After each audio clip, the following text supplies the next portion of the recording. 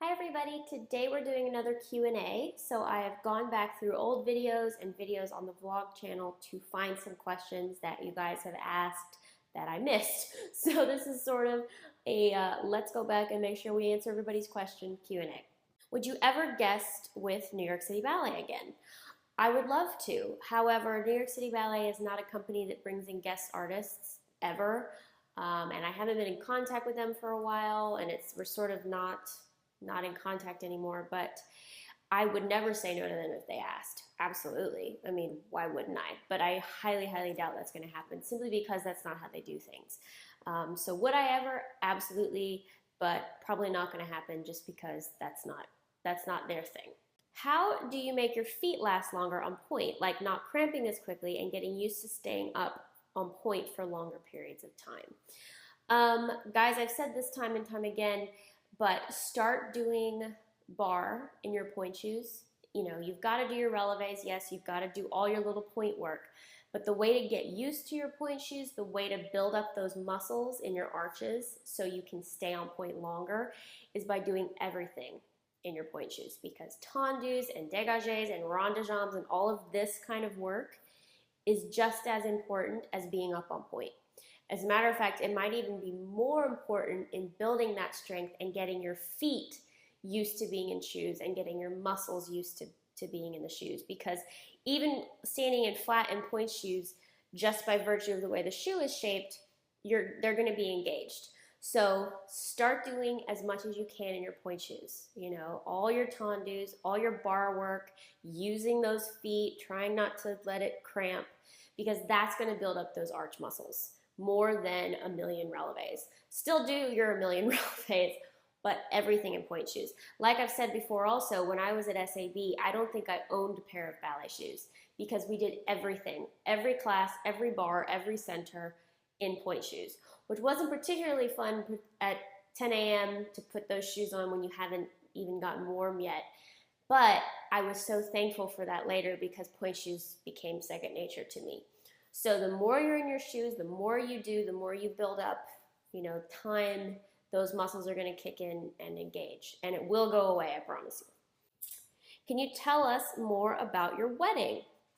Yeah, I mean, those of you who follow me on the vlog channel, you saw my wedding day vlog, which I'll link it for you again. But we did do a big video, a professional video for the wedding that will pop up on this channel, hopefully within the next month or so. But it was just such a magical day. Everything was perfect. Nothing went wrong. It was everything I ever dreamed my wedding to be. I felt beautiful. And everybody who came too was just like, this is the most beautiful wedding we've ever seen. The band spoke to my father and said, we have not had this much fun playing for a wedding in such a long time. Because I had a lot of dancers there. So the dance floor was, constantly going. Even some of the younger students that I teach, the band even at one point was like, are you guys old? How many of you are dancers? And like half the people raised their hand.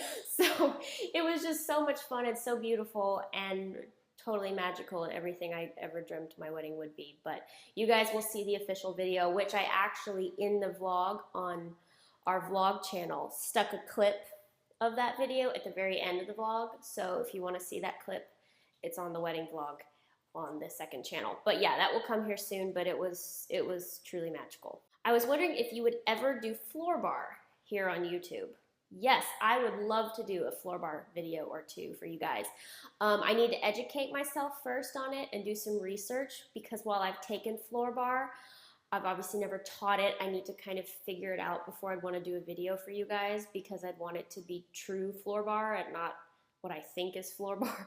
So if you want a Floorbarre video, let me know in the comments or give this a thumbs up, because I think it's a really good addition to your training routine as a dancer, because it forces you to use muscles and not jam your legs into the floor, especially for turnout. So I will educate myself and I will work on that, but if you're interested, let me know. You talk a lot about your favorite featured roles at New York City Ballet, but what were some of your favorite core roles you've danced? Ooh, Snow in Nutcracker. I loved it, and that never got old, even after 46 shows. It's just so beautiful, and you keep going, and I never got tired of dancing Snow. Another one I've talked about before, Peter Martin's Jeu de Cartes, which is the card game where half of us were red cards, half of us were black cards. I think, yeah, short girls, because I was a short girl. Short girls were the red cards, tall girls were the black cards, boys were also the black cards, and then like the principals were the Queen of Hearts. I think she was the Queen of Hearts. The Queen of Hearts, the Jack, the King, or something like that. And it was such a fun ballet. Absolutely loved it.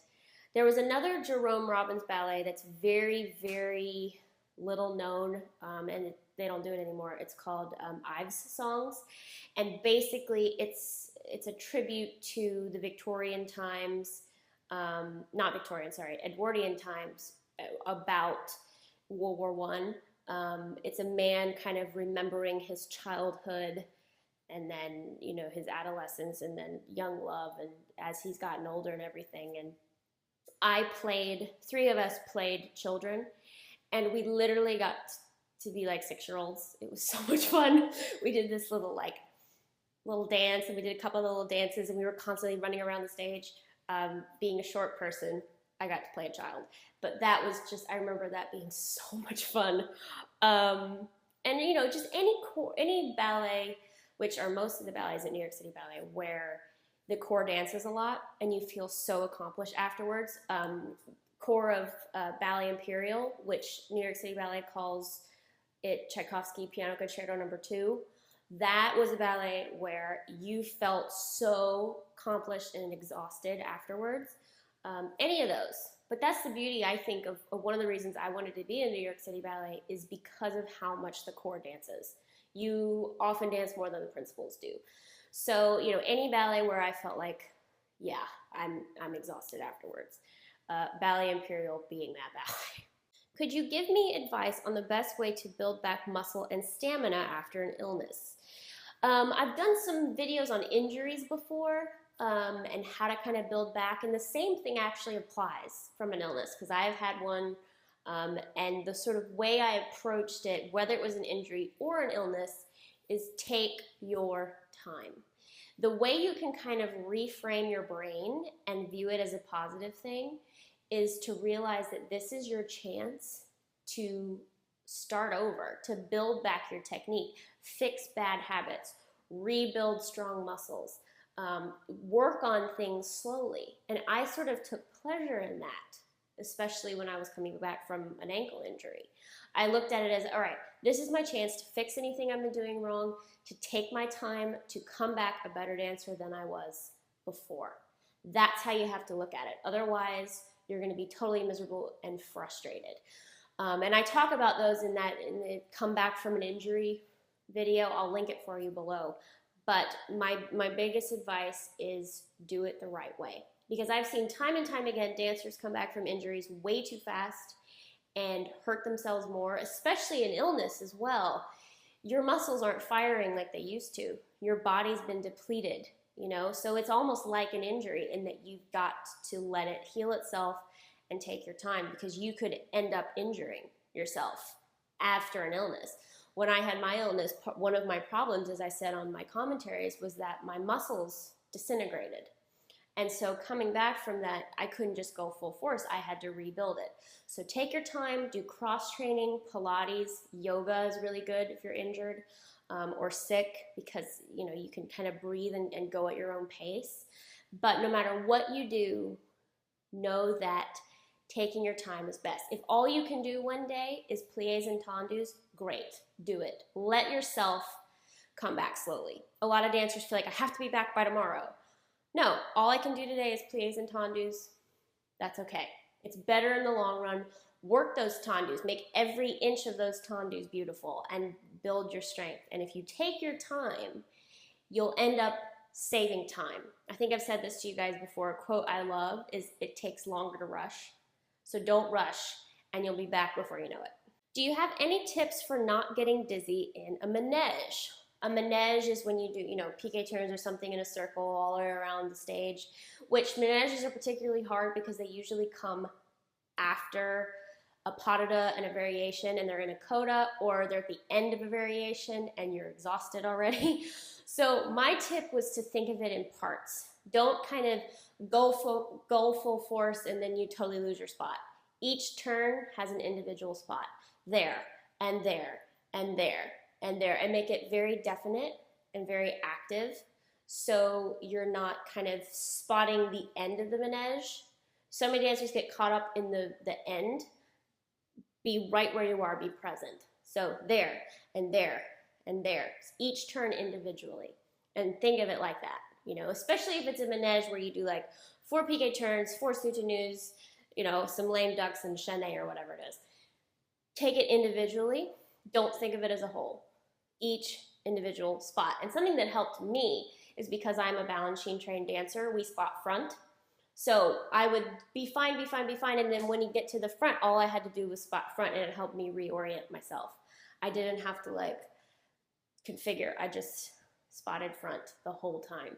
And that really helps. But if you're not a Balanchine trained dancer, you have to break it down and think of each individual turn. And like I said in the recent pirouettes video, bring your opposite side. People tend to get dizzy in menages because they're back and they're trying to catch up. So bring that opposite side with you. That should help. Which state and city do you currently live in right now? If you've missed it on the vlog channel, we moved to Houston, Texas. So I'm living in Houston currently, and actually I haven't really announced it on here. I think I've announced it on Facebook and Instagram. Starting this fall, I am going to be on faculty here at the Royal Academy of Fine Arts here in Houston. So if you're in the Houston area and you want to train with me full time, I will link it below, rafadance.com. Amazing school, amazing people. I love all the faculty. The director, Travis Kelly, is awesome. He's a former Broadway dancer. And I think the school is really going places. They have a great curriculum and they have a trainee program if you're interested in doing even more. So I'm just really excited to get started with them. This will not affect YouTube and everything and guest teaching and all that. All that's going to stay the same. This is just one more thing I'm adding to my resume.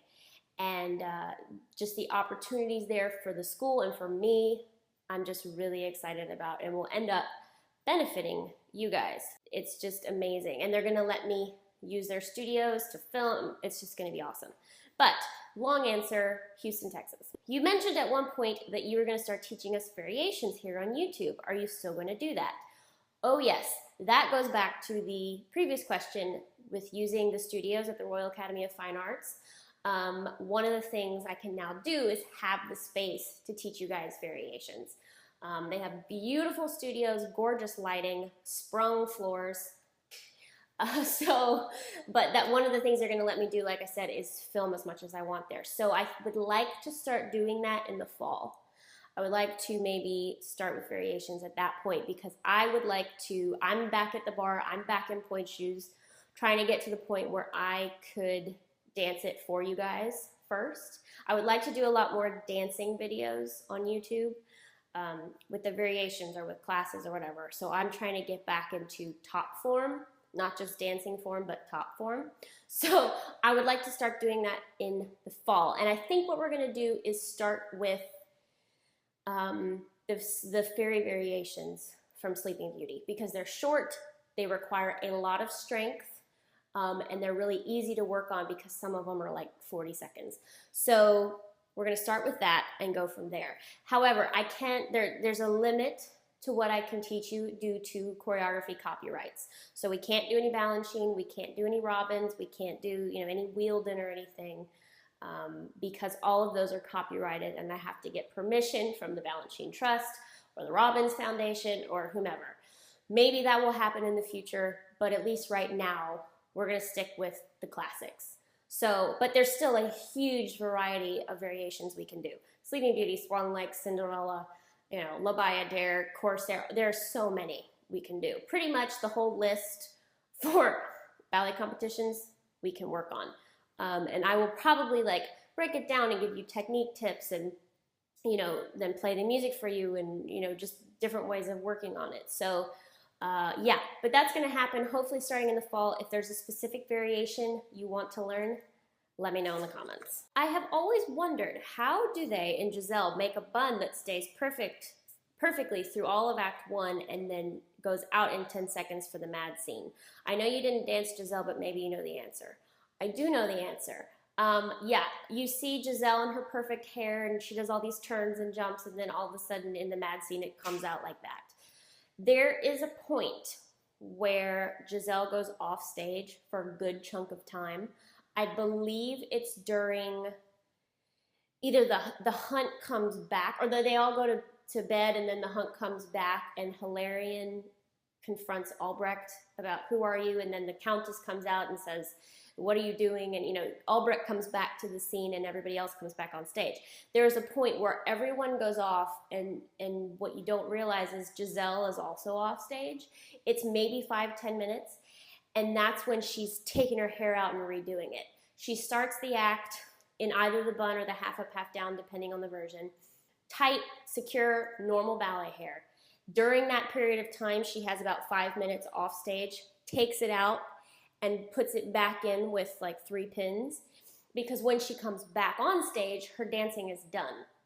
She's done her variation, she's done all her stuff. She comes back on stage, her dancing is done, and all she has to do then is the mad scene. And she can take it out in like 3 seconds. But yeah, no, I mean, you can't just have 3 pins in and then make it through the whole act.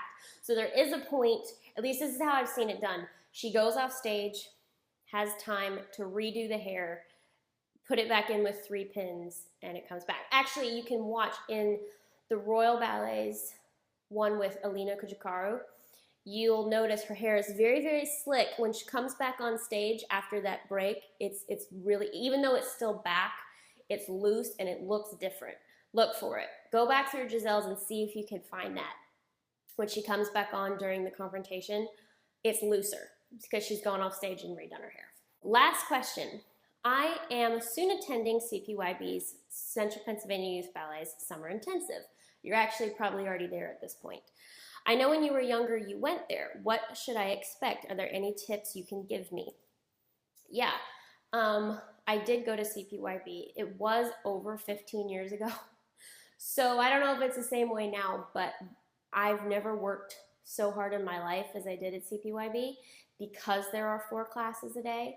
So they're all about technique and precision and refinement. I remember we spent 25 minutes on pliés one day. 25 minutes on pliés. So you're gonna refine your technique, you're gonna get really strong, but you gotta pace yourself. And that's really for any summer intensive. I know many of you are there right now. How's it going? You doing okay? Leave me a comment. But specifically places that have 4 classes a day, you have got to be completely present in the class that you're in. Don't think about 3 days from now. Don't think about 5 weeks from now.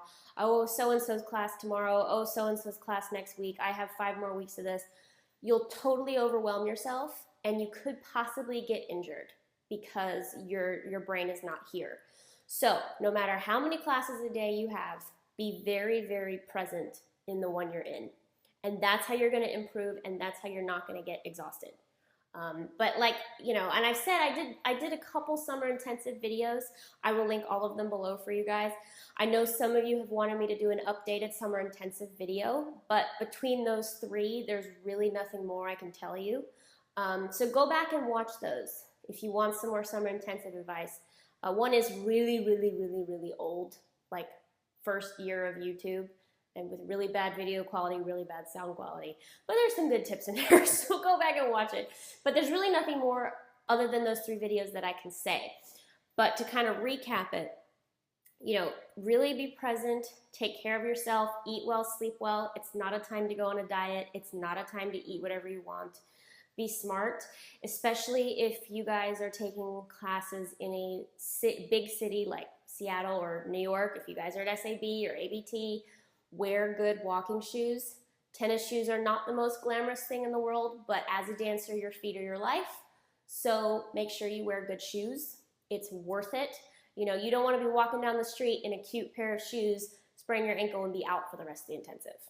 So make sure you're wearing good shoes, be mindful, and enjoy yourself. Remember why you love to dance. That's why you're there. You're not there because we're in prison camp. It's not prison camp. You're at ballet. You love to dance. Remember that. So during a hard day, go back to why you're there in the first place. You know what I mean? Be very present, and just do your best, and you'll improve a lot. So guys, that is it for the questions today. I will try and keep these Q&As going more regularly.